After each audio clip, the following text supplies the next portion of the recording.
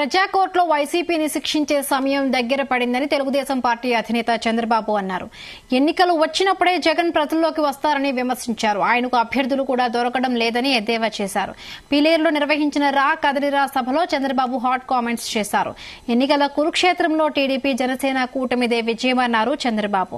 ఎన్నికల అనంతరం వైసీపీ జెండా పీకేయడం ఖాయమన్నారు. 65 మంది సీట్లు మార్చాడా?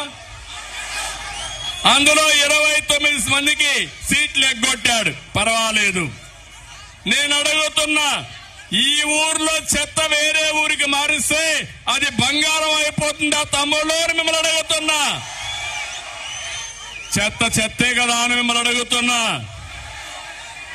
ప్రజాప్రతినిధుల్ని, పవిత్రమైన రాజకీయాన్ని అపహాస్యం చేసిన వ్యక్తి ఈ జగన్మోహన్ రెడ్డి అని చెప్పి కూడా నేను మీకు తెలియజేస్తున్నా. అందుకని నేను మీరు ఒక్కరు గుర్తుపెట్టుకోవాలి.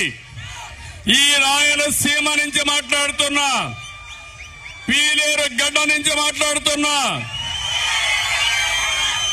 ప్రజలు కులాల పైన, మతాల పైన, ప్రాంతాల పట్ల అభిమానంతో ఓట్లేస్తే మన కడుపు నిండుతుందా, ఆకలి తీరుతుందా అని మిమ్మల్ని అడుగుతున్నా.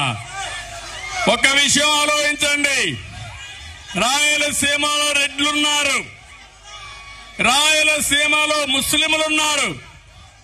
ఎవరికైనా న్యాయం జరిగిందా అని మిమ్మల్ని అడుగుతున్నా. నష్టపోయారా లేదా అని మిమ్మల్ని అడుగుతున్నా. అందుకని కులాలనేటివి మనం అనుకుంటే పుట్టేటి కాదు.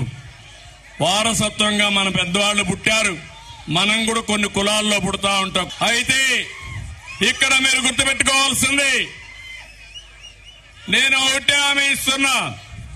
సుపరిపాలన ఇవ్వడం తెలిసిన పార్టీ తెలుగుదేశం పార్టీ. మళ్ళీ ఎన్టీఆర్ ఆ రోజు ఆశించినటువంటి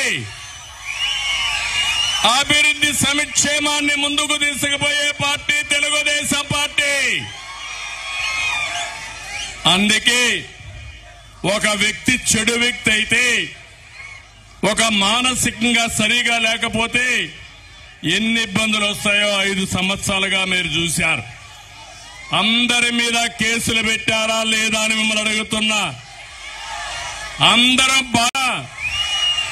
నేను కూడా బాధితుణ్ణి, మీరు బాధితులే.